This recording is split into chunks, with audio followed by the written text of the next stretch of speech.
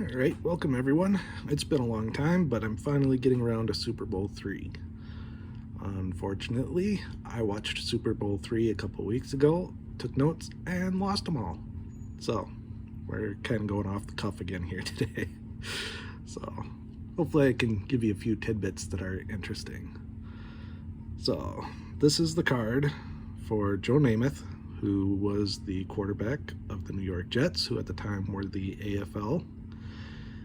And there really is no cool story, unfortunately, behind this card. I hope to upgrade it one day to a graded version, maybe a PSA that I can afford, but at the time they were kind of pricey, so I went with the ungraded one. So card number 100, I believe this would... Some of the earlier Topps cards had some interesting labels, and I'm pretty sure this is the Topps card. Going with Topps. So yeah, I like the old Topps. They talk about the game on the back, unlike today where you're lucky if you get anything. They've got the little blip about the 4,007 yards. In 1965, Joe set a massive mark for yards gained in a single season.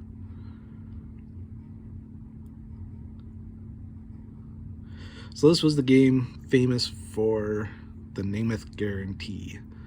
It was a club in Miami, and he guaranteed a victory over the Baltimore Colts, who were at the time part of the NFL.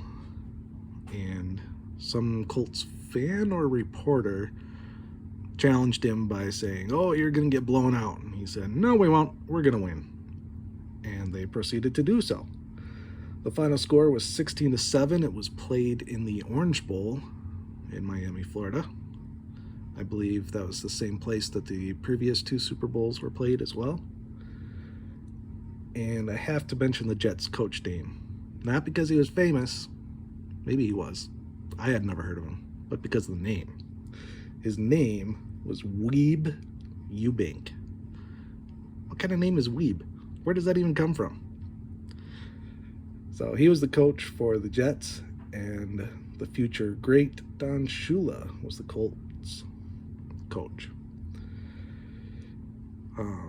Namath won the MVP award without actually scoring a touchdown. Not throwing, not running. And it was tough. It was tough to choose him, in my opinion, because early on in the game, it really didn't seem like he did much. He did throw the ball well compared to some of the other teams and quarterbacks that I'd seen in Super Bowl I and Super Bowl II. He had more, I guess, of a modern throwing motion, which made it look prettier, seemed more effective. But in the first half, he seemed a little bit scattershot, and I just didn't see enough there to make me go, "Oh wow, he won that game." The Jets defense picked off the Colts, who didn't start the game with Johnny Unitas. He was coming back from a shoulder injury. Instead, it was Earl Morrall who started the game, and he threw 3 interceptions to the Jets. So I think he could have gone with any of those defenders. The Jets kicker had 3 field goals, 2 of which were over 40 yards, kicking straight on. So, to me, maybe you could have gone that way. Namath did have a better second half, and he finished 17 of 28 for 206 yards. I believe that also set the record for the most attempts in a Super Bowl without an interception. So there was that, but I don't know. I guess I probably would have picked someone else, but maybe when you guarantee the win and then you dice them up as he did in the second half with crisp, short passes and completions, maybe that's enough. So one of the other storylines, like I said, was that Johnny Unitas didn't start the game. In fact, I don't think that he'd played all year. But in the fourth quarter, I believe it was, he came in, and that's when the Colts scored their only touchdown, was with him under center. So I thought it was kind of a gutsy performance by him to come out after the surgery and injury that he had, and then to have the success that he had. And who knows if the Colts had put him in the third quarter, at the end of the half, when things have been different, you'll never know. So some of the other things that happened in the game, there were some more records that were set.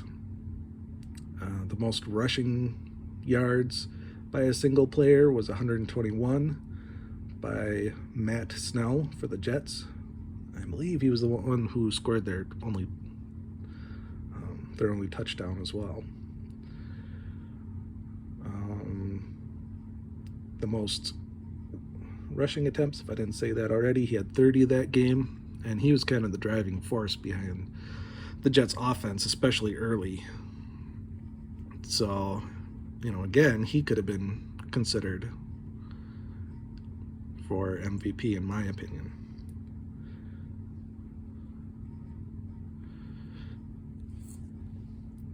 And I